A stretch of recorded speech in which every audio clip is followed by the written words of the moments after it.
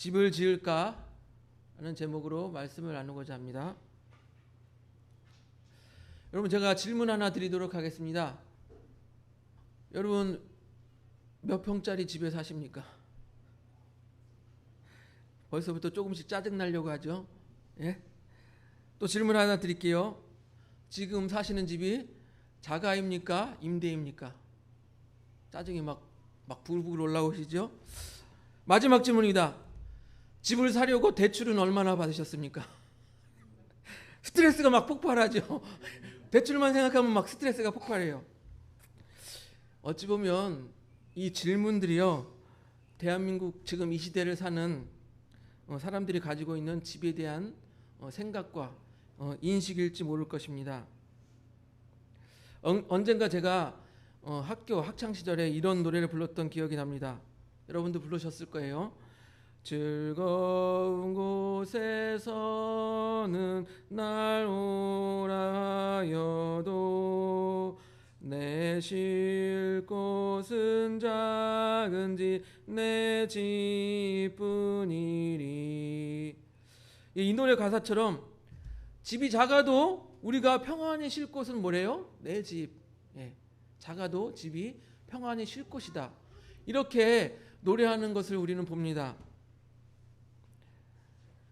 그런데 우리는 언젠가부터 집이 우리가 평안히 쉬는 곳이 아니라, 쉬는 곳이라는 그 개념은 점점 사그라들고 무엇으로 생각합니까?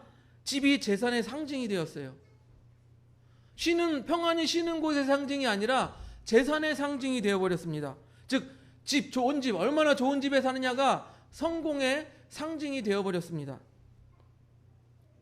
근데 너무나도 이상하게도 우리나라 같은 경우에는 집이 너무나도 이 재산적인 가치로만, 물론 다른 나라도 마찬가지겠지만 우리나라만 유독히 집이 재산적인 가치로만 여겨지는 경향이 있습니다.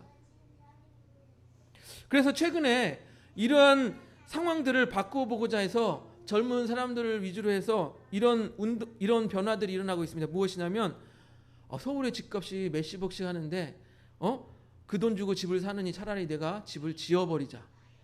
예. 그 돈 좀 반값이면 내가 어디 경기도권에 집을 짓겠다. 이렇게 집을 짓겠다고 하는 생각을 많이 합니다. 그래서 집을 짓는다는 것은요, 우리가 이렇게 생각해 볼 수가 있어요. 무엇이냐면 집을 짓는다는 것은 단순히 그 물리적인 건물을 짓는 것이 아니라, 그 물리적인 형태를 만드는 것이 아니라, 집을 짓는다는 것은 자신의 삶의 가치를 만들어가는 것이라고 생각할 수가 있는 거예요. 내가 이러한 가치로 살아가겠다.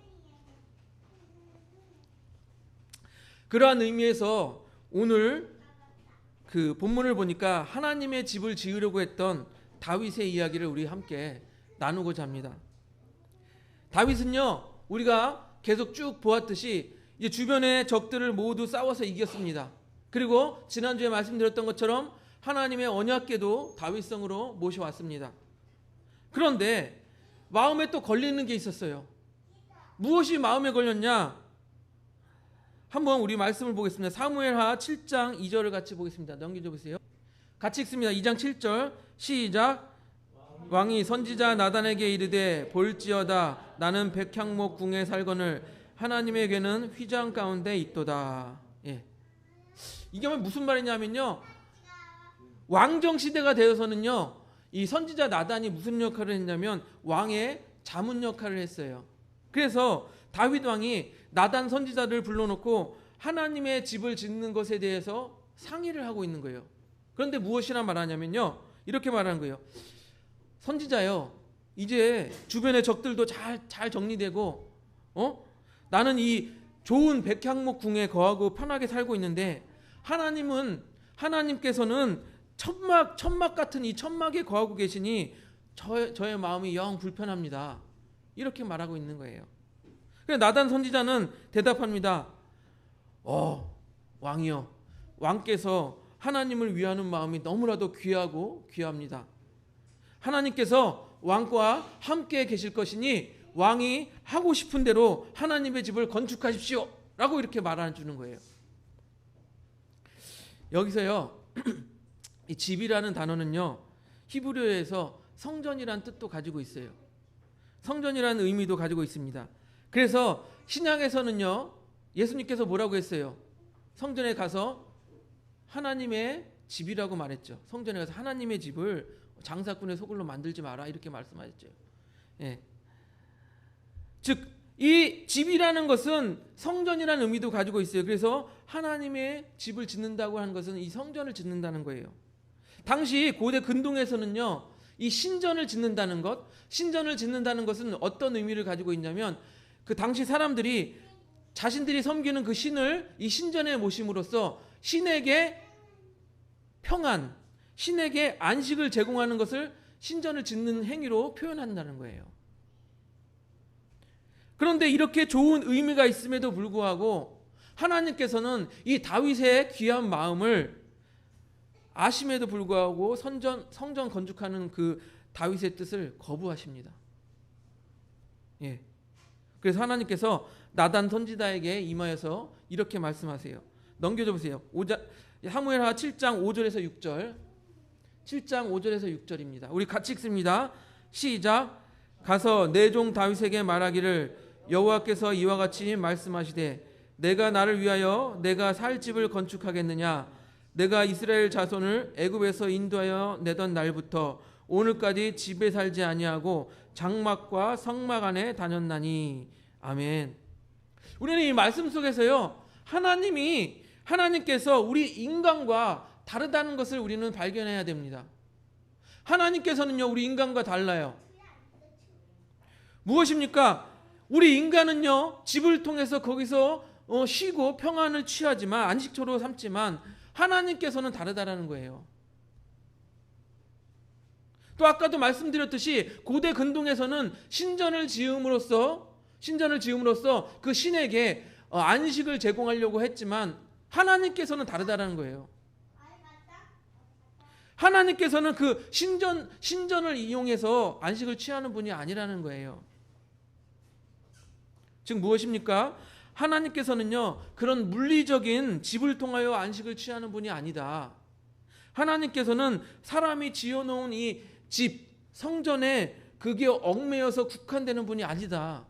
이 하나님의 성품을 우리가 이해할 수 있어야 됩니다. 발견할 수 있어야 됩니다.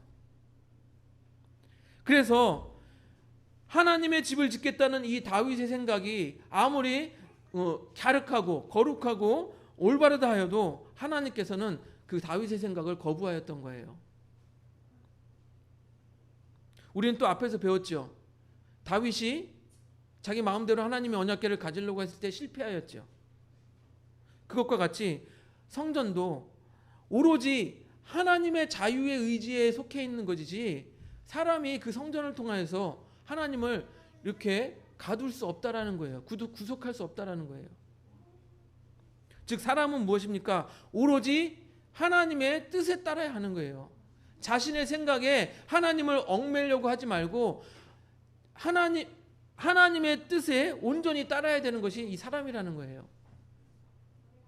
그래서요, 하나님께서는 하나님을 짓겠다고 하는 이 다윗의 뜻을 반대하시고 거부하시고 오히려 다윗의 집을 짓겠다고 하십니다. 다윗의 집을 짓고 그 집을 견고하게 하겠다라고 말씀하세요. 우리 사무엘하 7장 11절을 보겠습니다. 넘겨주세요. 7장 11절 우리 같이 읽습니다. 시작. 전에 내가 사사에게 명령하여 내 백성 이스라엘을 다스리던 때와 같지 아니하게 하고 너를 모든 원수에게서 벗어나 편히 쉬게 하리라. 여호와가 또 내게 이르노니 여호와가 너를 위하여 집을 짓고. 예. 하나님께서 어떻게 한대요? 다윗을 위하여 집을 지어 주신다라고 말씀하세요. 그 앞에 다윗을 모든 원수에서 구원해 주셨다라고 말씀하십니다. 그리고 다윗을 편히 쉬게 할 것이라고 약속하십니다. 마지막으로 다윗의 집을 지어 주실 것이라고 약속하십니다. 우리 이어서 7장 12절을 보겠습니다. 7장 12절 넘겨주세요. 7장 12절 우리 같이 읽습니다. 시작. 내 수완이 차서 내 조상들과 함께 누울 때 내가 내 몸에서 내 씨를 내 뒤에 세워 그의 나라를 견고하게 하리라. 다윗이요, 늙어 죽으면 어떻게 한다고요? 내 씨, 그러니까 다윗의 후손으로 나라를 견고하게 세울 것이라라고 말씀하고 계신 거예요. 그리고 마지막으로 다윗의 아들이 하나님의 집을 지을 것이다. 네가 하나님의 집을 짓는 것이 아니라 다윗의 아들이 하나님의 집을 지을 것이다. 그렇게 말씀하고 있는 것입니다. 우리 13절 볼까요? 7장 13절 넘겨주세요. 같이 읽습니다. 시작. 그는 내 이름을 위하여 집을 건축할 것이요 나는 그의 나라 왕위를 영원히 견고하게 하리라. 아멘. 무엇입니까? 다윗의 아들이 성전을 건축하고 하나님께서는 다윗의 왕조를 견고하게 하실 것이라고 약속하시는 장면입니다. 여러분, 성경 히브리어에서 집이라는 것은 아까 성전의 의미도 있다고 했지만 집이라는 것은 무엇을 왕조를 의미하기도 해요. 즉 다윗의 집이라고 하면 다윗의 왕조, 이렇게 우리가 해석할 수가 있습니다. 그래서 하나님께서 다윗의 집을 세우고 견고하게 할 것이라고 하는 이 약속을 하신 것은 무엇이냐면 다윗의 왕조를 견고하게 세우시고 그 후에 견고하게 하실 것이라는 것을 약속하고 있는 것이에요. 그래서 그것을 가지고 하나님께서 다윗의 집을 짓는다라고 표현하고 계신 것입니다. 그런데요, 이 다윗의 왕가, 다윗의 집이 견고하게 지는 데는 조건이 따랐어요. 조건이 있었어요. 무엇이냐면 7장 14절을 보세요. 사무엘하 7장 14절 넘겨주세요. 우리 같이 봅니다. 7장 14절 시작. 나는 그에게 아버지가 되고 그는 내게 아들이 되리니 그가 만일 죄를 범하면 내가 사람의 매와 인생의 채찍으로 징계하려니와. 아멘. 다윗의 집이 견고하게 되려면 조건인데 무엇이냐면 하나님과 그 다윗의 그 왕가가 아버지와 아들의 관계가 되어야 된다는 거예요. 아버지와 아들의 관계. 여러분, 아버지와 아들의 관계가 된다는 것은 무엇이냐면 아들이 잘못하여 범죄했을 때 아버지가 매를 들어서 징계할 수 있다는 것을 의미합니다. 여러분, 아들과 아버지가 관계가 특별한 이유가 무엇입니까? 바로 이것이 아닙니까? 아버지가 매를 들어 훈계할 수 있다는 거, 징계할 수 있다는 거. 이게 아버지와 아들이 관계가 특별한 거 아니겠습니까? 제가 아무리 우리 오엘이 주영이가 이쁘다고 해서 매를 들고 때려보세요. 우리 박영재 원장님께서 좋아하겠어요? 왜 내 아들을 때리고 그래? 그러겠죠? 오로지 박영재 원장님이 자기 아들이기 때문에 매를 들고 때릴 수 있는 거예요. 자신 있게 때릴 수 있는 거예요. 예전에 친구라는 영화에서 류호성 배우가 이런 대사를 한 적이 있습니다. 그가 조직폭력배였죠. 이렇게 말합니다. 어려서 내가 잘못했을 때 누가 한 사람이라도 나에게 와서 매를 들어 때려서 네가 잘못했다라고 말해줬다면 자기는 깡패, 조직폭력배가 되지 않았을 것이라고 말을 합니다. 그렇습니다. 매를 맞는다라는 것은 그만큼 그와 친밀한 관계이고 사랑한다는 거예요. 우리 히브리서 12장 6절을 봅니다. 넘겨주세요. 히브리서 12장 6절 우리 같이 읽습니다. 시작. 주께서 그 사랑하는 자를 징계하시고 그가 받아들이시는 아들마다 채찍질하심이라 하였으니 무엇이에요? 하나님께서는요 사랑하는 자들, 사랑하는 아들이기 때문에 매를 들고 징계하신다라는 거예요. 그리고 뭐라고요? 받아들이는 아들이기 때문에 너는 내 아들이다 받아들였기 때문에 우리에게 매를 드신다라는 거예요. 그러니까 무엇입니까? 하나님께서 우리에게 고난을 주실 때, 하나님께서 우리에게 어려움을 주실 때 왜 하나님은 나에게 고난과 어려움을 주시는 거야? 이렇게 불평하는 게 아니라 하나님께서 나를 사랑하시는구나, 하나님께서 나를 자녀로 받아들여 주셨구나, 이렇게 생각해야 된다는 거예요. 여러분, 매 맞는 것도 자녀이기 때문에 매 맞는 거예요. 여러분, 상관없는 아이들 우리가 쉽게 매를 때립니까? 안 때리죠. 즉 매를 든다는 것은 바른 길로 돌아오라고 징계하시는 거예요. 어떤 하나님이요? 우리의 아버지 되신 하나님께서. 사랑하는 성도 여러분, 우리는요, 이 집을요, 재산적인 가치로만 생각하고 있었어요. 그래서 어떻게 하면은 좋은 집을 살까? 어떻게 하면 좋은 집을 사서 내 재산을 좀 늘려볼까? 여기에 우리의 온 마음을 쏟아내고 있습니다. 그래서 영혼을 끌어모은다는 말에 영끌이라는 말까지 유행하고 있는 것이라 생각합니다. 그러나 하나님께서는 말씀하세요. 뭐라고 말씀하시면, 집을 사는데 네 마음을 다하지 말고 하나님을 사랑하는데 마음을 다해라. 우리 신명기 6장 5절을 볼까요? 신명기 6장 5절 한번 우리 같이 보겠습니다. 넘겨주세요. 신명기 6장 5절 같이 읽습니다. 시작. 너는 마음을 다하고 뜻을 다하고 힘을 다하여 내 하나님 여호와를 사랑하라. 예. 네 집을 사는데 마음을 다하지 말고 하나님을 사랑하는데 마음을 다해라. 네 집을 사기 위해 영혼을 끌어모으는 영끌하지 말고 하나님을 사랑하는데 온 영혼을 끌어모아서 하나님을 사랑해라. 그 말씀이에요. 여러분, 다윗은 그렇게 하나님을 사랑했습니다. 그래서 자신이 백향목궁에 궁하는 게 너무나도 가슴이 아팠어요. 그래서 나보다 먼저 하나님의 성전을 먼저 건축해야 되겠다, 하나님의 집을 건축해야 되겠다라고 생각을 했어요. 여러분은요, 나의 이 물질적인 지배, 즉 내 집의 평수를 늘려나가는 것을 먼저 생각하십니까? 아니면 하나님의 집,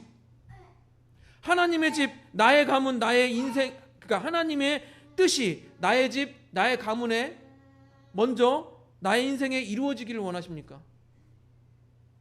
한번 생각해 보세요. 내가 내 집 평수를 늘리는 것을 먼저 생각하느냐, 아니면 하나님의 뜻이 나의 가문 가운데, 나의 집안 가운데 이루어지는 걸 먼저 생각하느냐, 한번 생각해 보시라는 거예요.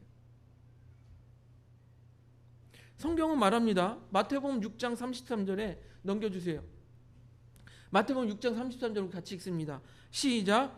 그런즉 너희는 먼저 그의 나라와 그의 의를 구하라. 그리하면 이 모든 것을 너희에게 더하시리라.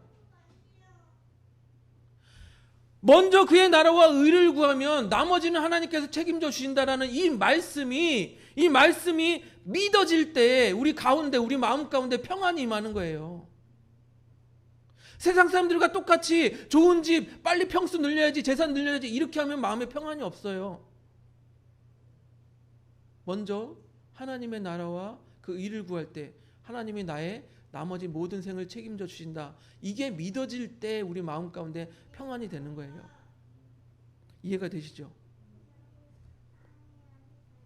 다윗은요, 하나님의 집을 먼저 지으려다 보니까 어떤 일이 일어났습니까? 오히려 하나님을 통해서 자신의 집이 견고하게 세워진다는 약속을 받았습니다. 그 약속은요, 후손 다윗의 자손 예수여 하잖아요. 예수님께서 다윗의 자손으로 태어나실 때 온전히 완성되어진 거예요. 또한 뭐라고 말씀하셨습니까? 잘못하면 매를 들어서 징계를 받을 수 있다라고 약속하셨어요. 그것은 무엇입니까? 너를 내 아들로 받아들이기 때문에 매를 들겠다라고 말씀하시는 거예요. 이것은요, 아버지와 아들의 관계를 맺는다는 것입니다. 사랑하는 아들이 아니면 징계할 필요도 없는 것이죠. 즉 사랑하는 아들이기 때문에 하나님께서 매를 들어 바른 곳으로 이끌겠다라고 약속하시는 거예요. 여러분, 오늘 말씀을 통해서 이 다윗의 모습을 우리가 본받아서 하나님의 집을 먼저 생각하는 우리 성도님들이 되시기를 바랍니다. 하나님의 집을 먼저 생각하는 성도님들이 되시기를 바랍니다. 또한 징계를 받아도, 내가 고난을 받아도 그것이 하나님의 사랑의 매다라고 생각하시는 성도님들이 되시기를 바랍니다.